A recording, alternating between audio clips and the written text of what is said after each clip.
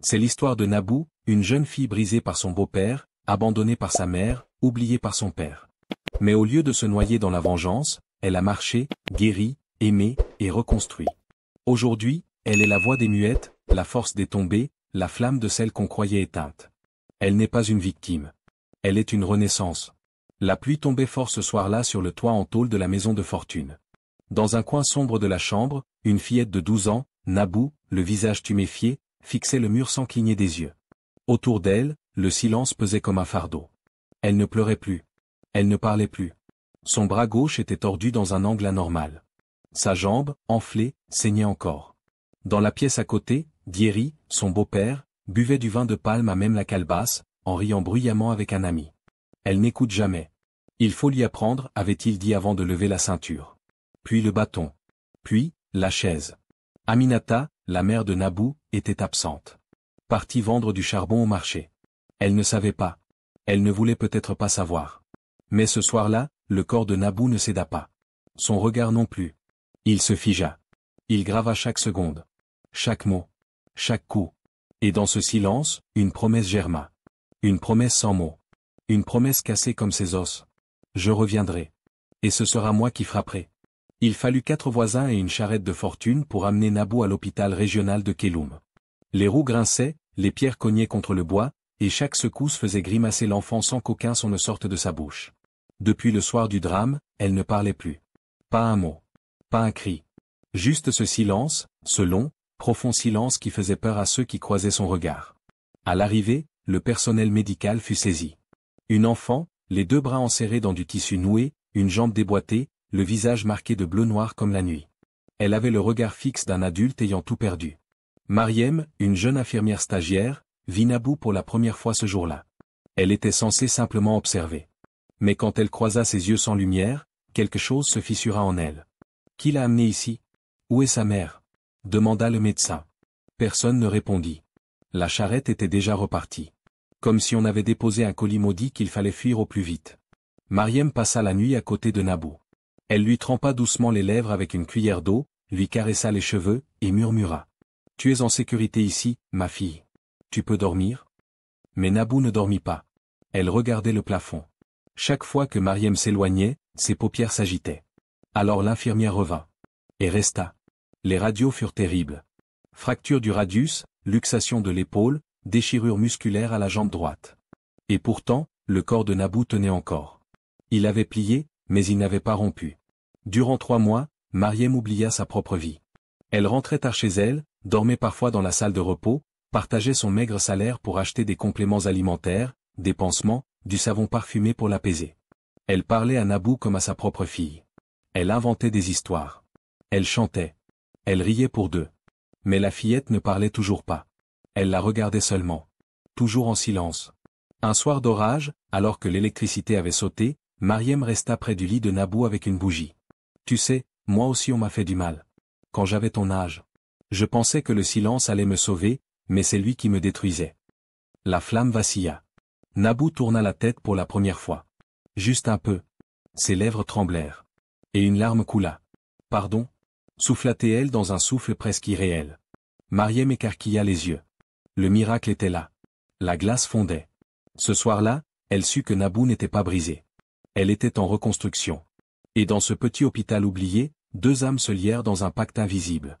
Guérir pour vivre. Vivre pour témoigner. Et peut-être, pour se venger. Il y a des douleurs qu'aucun médicament ne soigne. Des os que l'on peut remettre, mais une dignité que l'on ne recolle pas si facilement. C'est dans une salle vide, carrelée de blanc, que Nabou commença sa rééducation. Une jambe immobilisée par des broches. Une béquille plus grande qu'elle. Et Mariem, toujours là, comme une ombre fidèle. On va y aller doucement, Nabou. Tu ne marches pas pour moi, tu marches pour toi. Mais la première tentative fut un échec. Elle posa le pied, mais son corps flancha aussitôt. Sa jambe hurla. Ses yeux, eux, restèrent muets. Elle tomba. Mariem accourut, l'aida à se relever, mais Nabou se débattit. Pas contre l'infirmière. Contre elle-même. Contre ce corps qui refusait d'obéir. Contre ce souvenir de Diéry, le beau-père, celui qui l'avait traité comme un objet, un fardeau, une honte à corriger. « Laisse-moi » cria-t-elle soudain. Sa voix fusa, râpeuse, déchirée. Ce fut la première explosion de rage. Le silence venait de mourir. Mariem recula. Elle ne dit rien. Elle sourit. Car c'était un cri de vie. Le lendemain, Nabou recommença. Elle marcha 3 pas. Puis 5. Puis 10. Chaque pas était une bataille contre la douleur, contre l'humiliation, contre le souvenir des coups. Son visage restait fermé, mais ses gestes étaient ceux d'une survivante. Un jour, elle refusa les béquilles. Je veux essayer sans. Mariem hésita, mais accepta. Elle se tint prête à la rattraper. Mais Nabou, le dos droit, la mâchoire serrée, avança. Lentement. Comme un funambule sur un fil de feu. Elle titubait. Mais elle avançait. Tu es une reine? Murmura Mariem, les yeux humides. Je suis une revenante, répondit Nabou d'une voix grave, vieille, bien plus vieille que son âge. Les autres enfants de l'aile pédiatrique l'observaient désormais avec respect. Elle était celle qui avait survécu. Celle qui ne pleurait jamais. Celle dont les os avaient été brisés, mais pas la volonté. Le médecin-chef proposa un centre à Dakar, spécialisé, plus équipé. Mariem refusa. Elle n'a pas besoin de machine. Elle a besoin de dignité. Et de justice. La directrice de l'hôpital, une femme sèche aux lunettes strictes, commença à s'intéresser au dossier. Elle convoqua Mariem en aparté. Ce n'est pas ta fille, Mariem. Tu vas perdre ton poste à force de t'impliquer.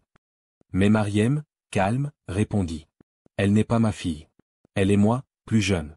Et cette fois, je refuse qu'on l'enterre vivante. Chaque matin, Mariem et Nabou faisaient le tour du jardin de l'hôpital. L'enfant marchait sans appui désormais.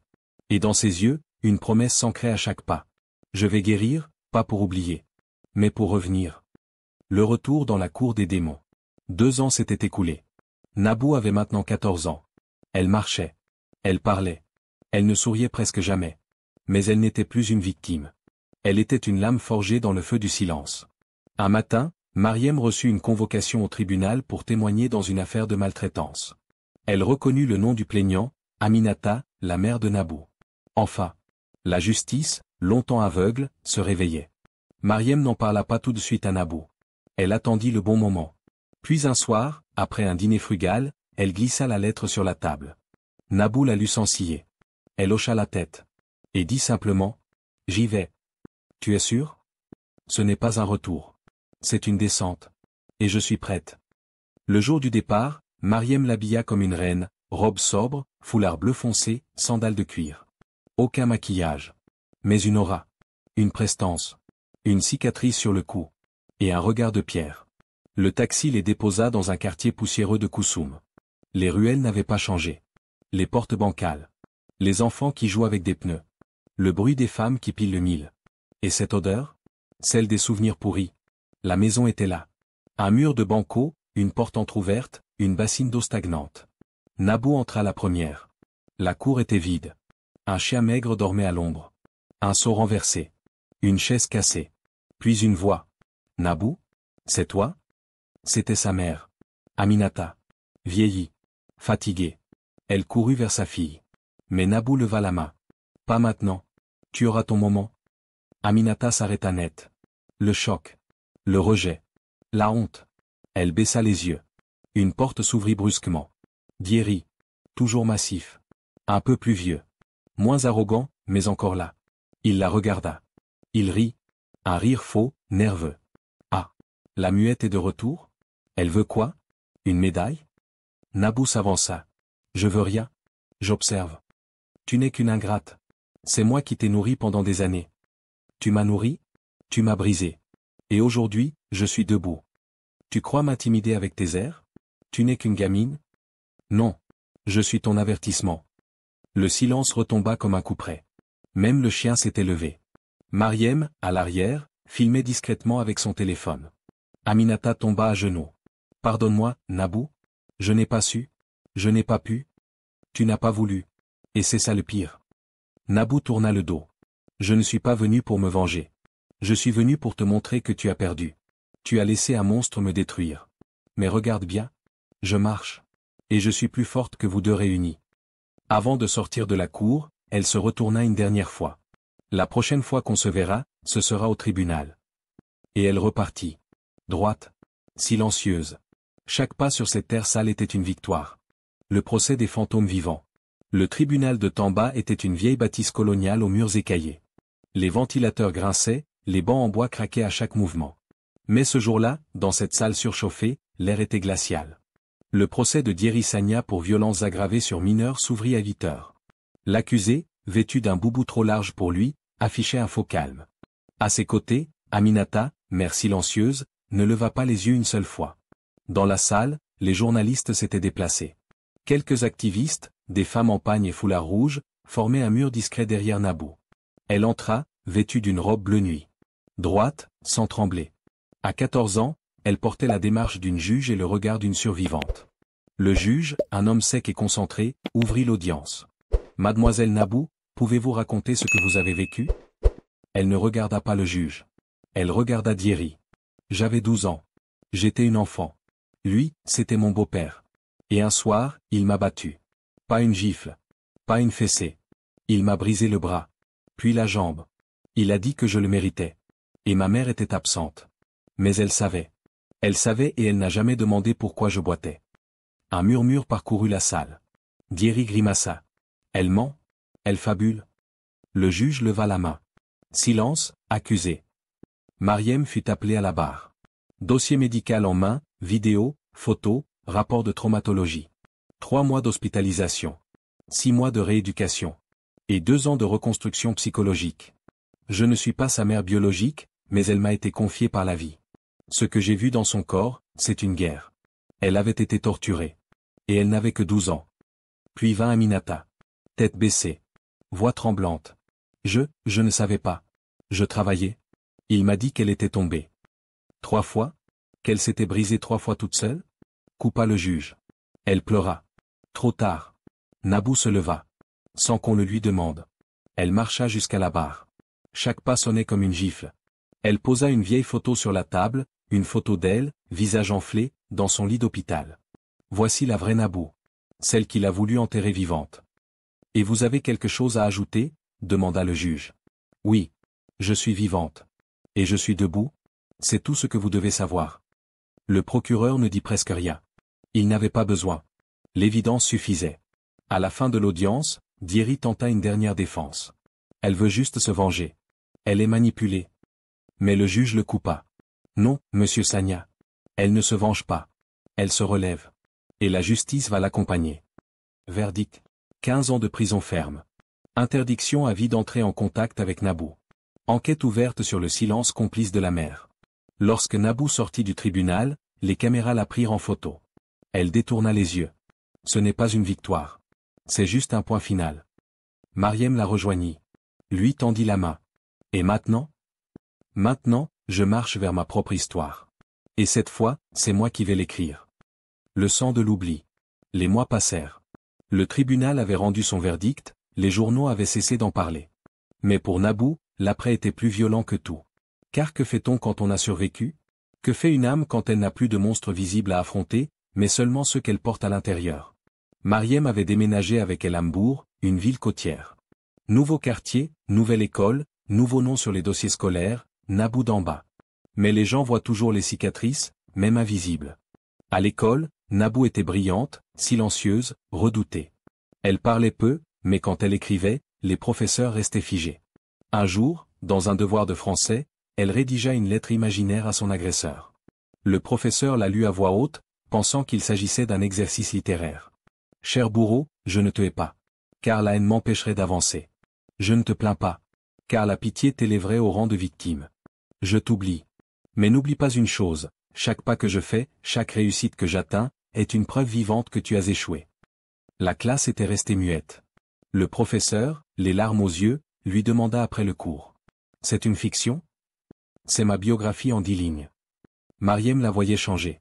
Une force nouvelle, mais aussi une noirceur qu'elle n'arrivait pas à percer. Nabou refusait les amitiés. Refusait les rires. Elle refusait le monde tendre. Un soir, Mariem trouva un cahier noir sous l'oreiller de la jeune fille. À l'intérieur, des noms, des dates, des mots violents, des pensées tranchantes. Ce n'était pas un journal. C'était un champ de ruines. Elle l'attendit à la cuisine. « Tu ne peux pas tout garder en toi, Nabou. Tu ne peux pas bâtir une vie sur le sang de l'oubli. » « Je n'oublie pas. Mais je dois survivre. Et parfois, pour survivre, il faut fermer toutes les portes. » Mariem tenta de parler, d'ouvrir un dialogue. Mais Nabou se fermait. Comme un château de pierre dans la mer. Un jour, un garçon s'approcha d'elle dans la cour. Gentiment. Respectueusement. Il s'appelait Yoro. Il lui tendit un livre. Je pense que ça te plaira. C'est sur les enfants qui reconstruisent les mondes détruits. Elle prit le livre. Ne dit rien. Mais ce soir-là, elle le lut d'une traite. Et au matin, elle écrivit dans son cahier noir. Peut-être qu'il existe encore des vivants qui ne veulent pas me sauver, mais simplement m'écouter. Peut-être. Ce fut un début. Une fissure dans le mur. Un premier rayon de lumière. Mais le sang du passé continuait de couler doucement sous ses pas. Invisible. Silencieux. Insidieux. Les mains qui tremblent. Il y avait chez Yoro une douceur rare, presque ancienne. Il ne parlait pas fort. Il n'insistait jamais. Il regardait sans scruter, écoutait sans juger. C'est peut-être pour cela que Naboo ne l'avait pas repoussé tout de suite. Petit à petit, il s'était approché d'elle comme on approche d'un animal blessé, lentement, sans geste brusque, sans mots inutiles. Il se retrouvait parfois sur la terrasse de l'école, pendant la pause. Il parlait de ses rêves de devenir médecin. Elle écoutait. Parfois, elle corrigeait ses phrases avec un demi-sourire. Un jour, il lui demanda « Pourquoi tu marches toujours seule ?» Elle haussa les épaules. « Parce que les groupes font du bruit. Et j'ai besoin d'entendre mes pas. » Il comprit. Il ne demanda plus. Mais un soir, en rentrant de l'école, Naboo sentit quelque chose d'étrange, elle avait pensé à Yoro. Pas à son beau-père. Pas à la douleur. Pas à la vengeance. À Yoro. Et cela l'effraya. Ce n'était pas de l'amour encore. C'était pire, de la possibilité. Les jours suivants, elle devint distante. Fuyante. Elle évita les pauses, les conversations, les regards. Yoro insista une fois. « Tu m'évites ? J'ai dit quelque chose de mal ? » « Non. C'est justement ça. Tu n'as rien dit de mal. Et c'est dangereux. » « Dangereux ? Pourquoi ? » « Parce que tu es gentil. Et j'ai peur des gens gentils. » Il baissa la tête. Il n'insista pas. Il partit. Cette nuit-là, Naboo rêva. Elle revivait la scène de la violence. Dieri qui hurlait, le sol qui se brisait sous elle. Et soudain, au milieu du rêve, une main. Celle de Yoro. Silencieuse. Tremblante. Qui ne frappait pas. Qui tenait. Elle se réveilla en larmes. Le lendemain, elle alla le trouver. Elle s'excusa. D'une voix basse, presque inaudible. « Je suis abîmée, Yoro. Je suis comme une porcelaine recollée 1000 fois. Et parfois, je me casse encore. » Il la regarda longtemps. « Alors je te promets une chose, je ne te réparerai pas. Je serai juste là pour regarder les morceaux avec toi. Quand tu voudras. » Ce fut la première fois qu'elle posa la main sur quelqu'un sans que son corps ne se crispe. Une main timide. Fragile. Mais posée. Volontaire. Et ses doigts tremblaient. Non pas de peur, mais de possibilité. Le cahier des lueurs. Dans une papeterie modeste du marché central, Naboo tomba un jour sur un carnet relié de cuir brun, vierge, sans ligne. Il l'acheta sans réfléchir, avec les quelques pièces que Mariem lui avait données pour le déjeuner. Elle rentrerait affamée, mais pleine. Ce carnet, elle le baptisa le cahier des lueurs. Chaque soir, dans le silence de sa chambre, à la lueur d'une lampe solaire, Naboo écrivait. Pas pour raconter sa douleur, elle l'avait déjà gravée dans ses os, mais pour raconter ce qui restait quand la douleur passait. Elle écrivait sur Yoro, sur Mariem, sur les battements de cœur qu'elle ne comprenait pas encore. Sur cette envie étrange d'aimer alors qu'on a été brisé. Sur les enfants du quartier. Sur le vent qui fait trembler les volets comme des fantômes timides. J'écris pour recoller mes souvenirs, pas pour les effacer. J'écris pour ceux qui marchent dans le noir en cherchant une fenêtre. Elle écrivait aussi pour d'autres. Elle créa un personnage fictif, Maïssa, une fille qui ressemblait à elle, mais qui faisait des choix différents. Maïssa criait là où Naboo s'était tu. Elle frappait du poing là où Naboo avait reculé. Elle était son reflet courageux, son double libre. Un soir, Mariem entra sans frapper et la vit, penchée sur son carnet, les larmes silencieuses, mais le visage éclairé d'une lumière nouvelle. « Tu écris ton passé ? » ?»« Non. J'écris mon futur. » Mariem s'assit à ses côtés. Elle lut quelques lignes. Puis, elle murmura. « Ce cahier, c'est une lanterne. Et tu en es la flamme. » Peu après, Naboo décida d'en lire un extrait à voix haute, lors de la journée des voix silencieuses, une cérémonie organisée par l'école en partenariat avec une ONG. Devant une centaine de personnes, Naboo, robe simple, cahier à la main, lut. « Ils ont brisé mes os, mais ils n'ont jamais brisé mon cri. Aujourd'hui, je n'hurle plus. J'éclaire. Je marche. Et chaque mot que j'écris est une vengeance sans violence. Une arme sans blessure. Une mémoire vivante. » La salle resta figée. Une pluie d'applaudissements suivit. Et pour la première fois, Naboo sourit. Vraiment. Pas un sourire de façade. Un sourire de feu intérieur. Depuis ce jour, plusieurs élèves vinrent la voir. Des filles. Des garçons. Tous porteurs de blessures invisibles. Elle écoutait. Elle ne conseillait pas. Elle posait juste la main sur leur cahier et disait. Écris. Même si tu ne comprends pas pourquoi. Écris. Et la lumière viendra. L'homme qui revient trop tard. Il était un visage effacé depuis longtemps. Un nom que Nabou ne prononçait plus. Boubacar d'Amba. Son père. Celui qui était parti quand elle avait 6 ans. Parti, chercher du travail à Abidjan, c'est ce qu'on disait. Mais personne ne l'avait jamais revu. Ni lettre, ni appel. Juste une disparition dans l'oubli collectif. Jusqu'à ce jour. Un matin de janvier, Mariem reçut un appel au centre de santé où elle travaillait. Une voix masculine, hésitante. Je cherche une fille. Ma fille. Elle s'appelle Nabou. Je viens de rentrer au pays. Elle n'eut pas le temps de répondre. L'homme raccrocha. 2 jours plus tard, il était là. Devant la porte. Vieilli. Amaigri. Un homme autrefois beau, aujourd'hui rongé par le temps et les remords. Ses habits sentaient la route. Son regard portait des fantômes. Mariem l'observa longuement. Puis elle l'introduisit dans la cour. Nabou était assise sous le manguier, caillé sur les genoux. Elle leva les yeux. Et elle sut. Elle ne dit rien. Lui, avança, chapeau à la main, les jambes tremblantes. Nabou? C'est moi? Boubacar. Ton père. Elle se leva. Ferma lentement le cahier. Tu reviens pourquoi? Pour demander pardon ou pour voir si j'ai survécu? Il baissa la tête. Je sais. Je mérite pas que tu m'écoutes. Mais je veux que tu comprennes. Je n'étais pas prêt. Quand ta mère est tombée enceinte, j'ai paniqué. Et après, j'ai eu honte. Alors j'ai fui encore plus loin. Et pendant qu'un autre homme me cassait les os, toi tu faisais quoi? Tu buvais du thé en Côte d'Ivoire? Il recula, touché en plein cœur. Je suis un lâche, Nabou. Mais je suis ton père. Et je veux, réparer. Elle rit. Un rire sec, cassant. Tu ne peux pas réparer un abandon. C'est une fracture qui se soude seule, mais qui boite toute la vie. Il s'agenouilla. En larmes. Tu veux que je parte? Je partirai. Mais sache que pas un jour je n'ai vécu sans ton nom dans ma gorge. Un long silence. Puis Nabou soupira. Je n'ai plus besoin de père. Mais j'ai besoin de vérité. Alors assieds-toi. Et raconte-moi ce que tu fuyais vraiment. Il resta là des heures. Raconta. Les dettes. La peur. L'amour qu'il n'a pas su exprimer. Le mal qu'il n'a pas su empêcher. Les lettres jamais envoyées. Nabou écouta. Ne pleura pas. Mais à la fin, elle dit. Tu peux venir me voir. Mais ne m'appelle pas ma fille. Ce titre, je l'ai gagné seul. La promesse du feu. Le temps avait passé. La douleur avait cessé de saigner, mais elle n'avait pas disparu. Elle s'était transformée. En lucidité. En lucidité, puis en feu. Nabou avait maintenant 17 ans. Elle ne se contentait plus de survivre. Elle bâtissait. Un soir, dans la cour paisible de la maison de Mariem, elle annonça. J'ai décidé. Je vais créer une fondation.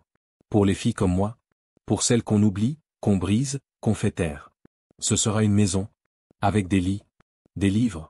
Et surtout, des portes qui ne claquent pas. Mariem sourit, émue. Mais pas surprise. Tu vas l'appeler comment? Nabou répondit sans hésiter. La promesse du feu. Parce que même la cendre la plus froide peut brûler encore. Elle se mit à collecter des dons, à écrire dans les journaux locaux, à parler lors de conférences. Le cahier des lueurs devint un livre. Un livre puissant, traduit dans 2 langues, diffusé dans les écoles rurales. Les jeunes filles l'envoyaient des lettres. Des mots tremblants, des cris couchés sur papier. Nabou les lisait toutes. Elle répondait à chacune.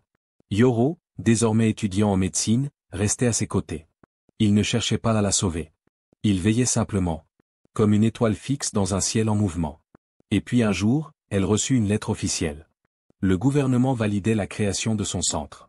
La maison serait bâtie dans le village même où elle avait été détruite. Koussoum. Mariem eut un moment d'hésitation. Tu es sûr?